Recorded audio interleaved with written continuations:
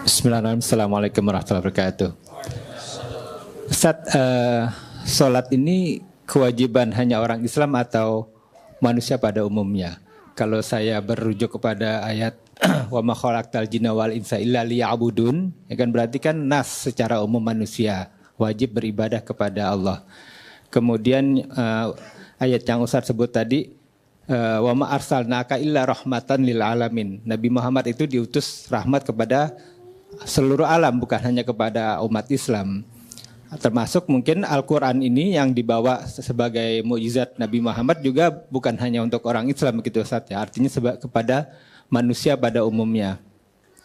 Nah, yang ingin saya tanyakan, bagaimana cara kita mendakwahkan Al-Quran ini kepada orang di luar sana? Karena khawatir saya pribadi khususnya, apabila pada masanya mereka dihisab, mereka belum masuk Islam, kemudian mereka bilang tidak pernah ada yang menyampaikan kepada saya tentang Islam, tentang Al-Quran, tentang sholat kita yang hari ini kita bahas di sini, tapi orang di sana tidak pernah tahu sehingga mereka tidak melakukan sholat.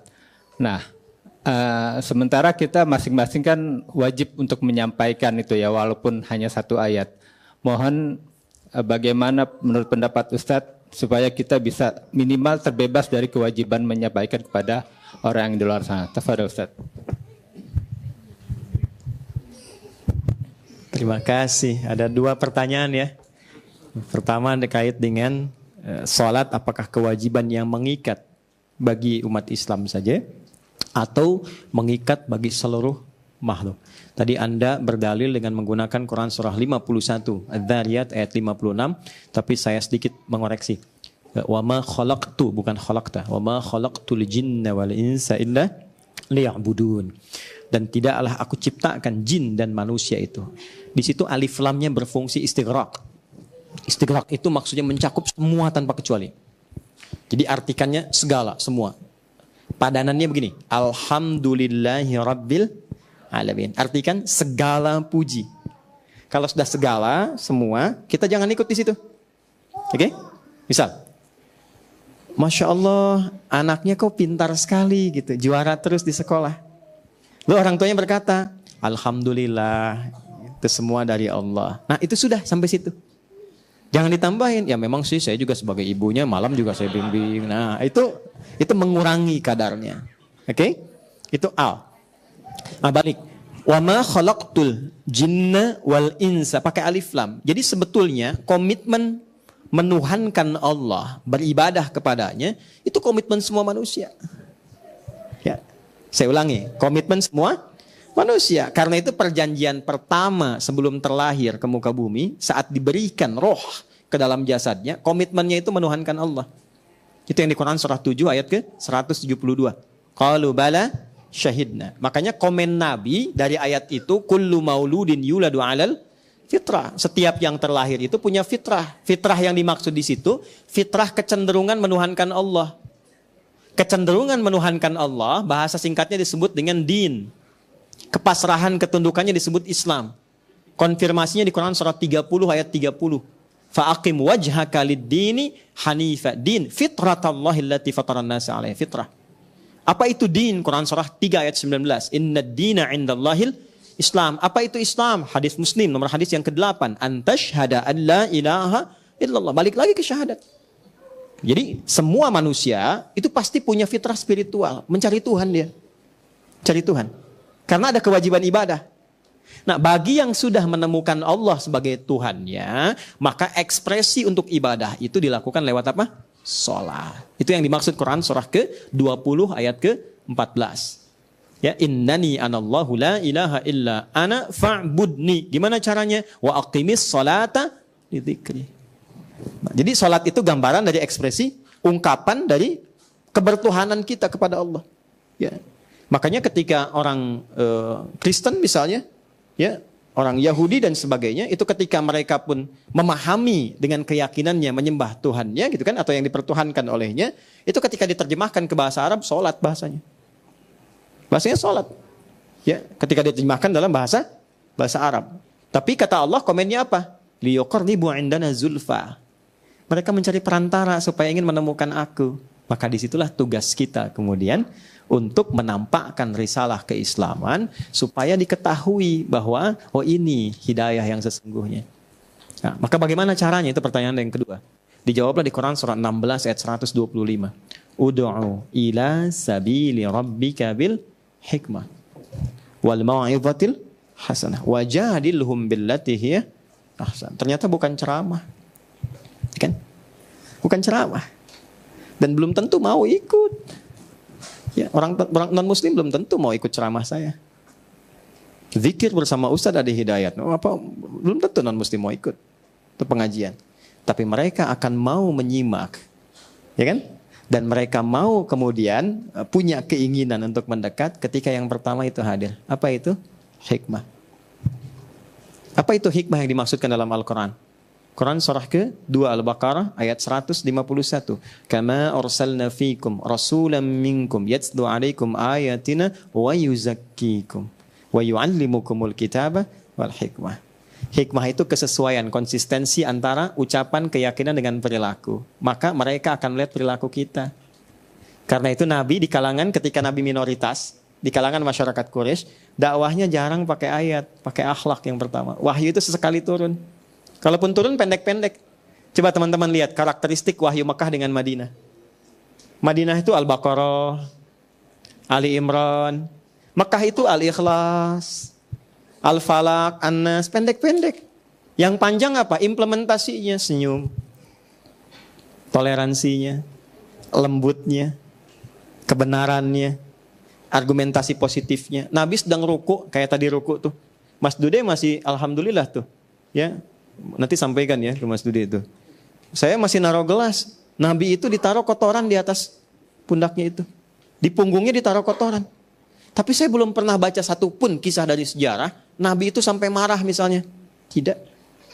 Karena Nabi meresponnya proporsional. Dia naruh itu bukan karena dendam dan benci Nabi, bukan. Karena tidak tahu tentang sholatnya Nabi. Nah, orang yang belum tahu itu bukan dimarahi tapi diberitahu. Gitu. Tapi orang yang belum tahu itu diberitahu, bukan dimarahi. Saya suka mengingatkan teman-teman yang marah karena orang mencela saya. Saya bilang gak usah dicela.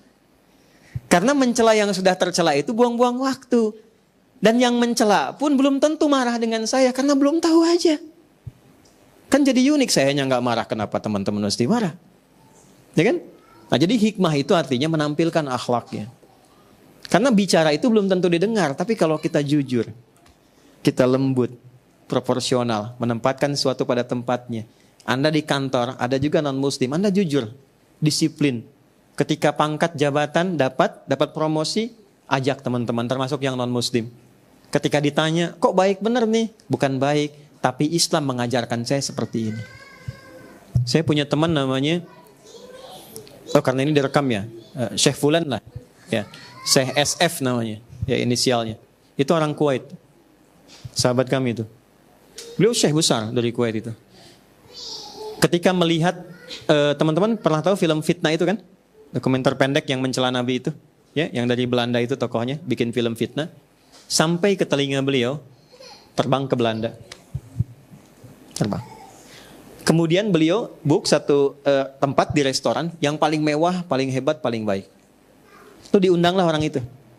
Itu nggak banyak bicara, pokoknya hanya ngundang makan. Di servis yang terbaik, menu yang paling enak, kesukaannya apa semua. Nggak komen apapun, cuma diajak makan saja. Setelah makan, menikmati itu, bingung orangnya. Ini maksudnya apa Anda ngajak begini dan sebagainya? Nggak ada katanya.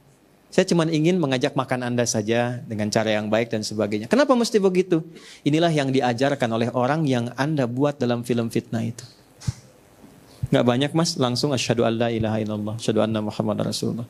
Begitu syahadat, diundang, diajak umrah, diajak haji, dipertemukan dengan para imam Masjidil Haram. Sekarang jadi dai di Belanda. Gitu. Terlalu banyak ceramah dan kata-kata yang kita ungkapkan, tapi tidak menjadi mutu yang baik ketika tidak diiringi dengan akhlak yang baik. Ya, kalaupun maaf ilmunya bagus, penyampaiannya baik, tapi kalau yang keluarnya kata-kata yang tidak elok, celaan, merendahkan orang dan sebagainya. Jangankan yang belum beriman, yang sudah beriman pun kadang-kadang gusar.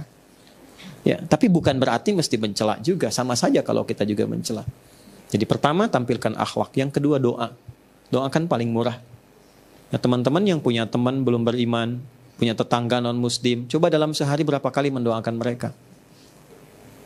Anda menuntut mereka mendapat hidayah tapi tidak pernah mendoakannya, bagaimana? Ya, minimal doakan. Ya. Lalu setelah itu praktekkan akhlak, bikin makanan, masak, kan hadisnya berlaku.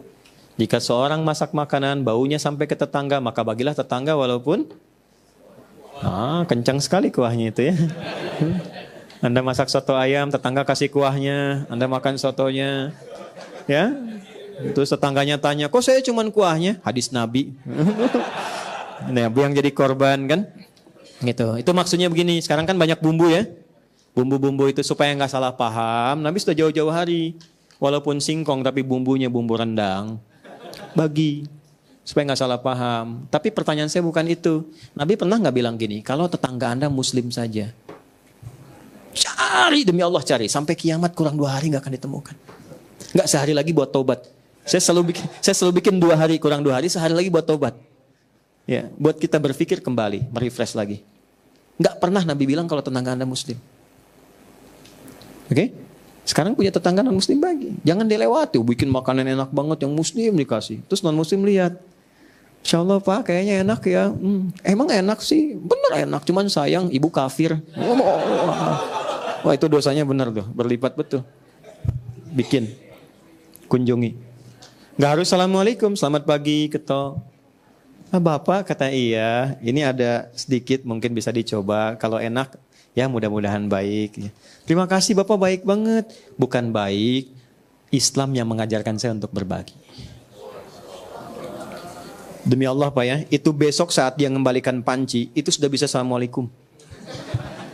Assalamualaikum, seumur hidupnya belum tentu Anda dengar itu. Ibu, iya saya mau ngembaliin panci. Enak banget. Cuman mau tanya Pak, apakah hari ini Islam mengajarkan berbagi lagi? Besok lagi.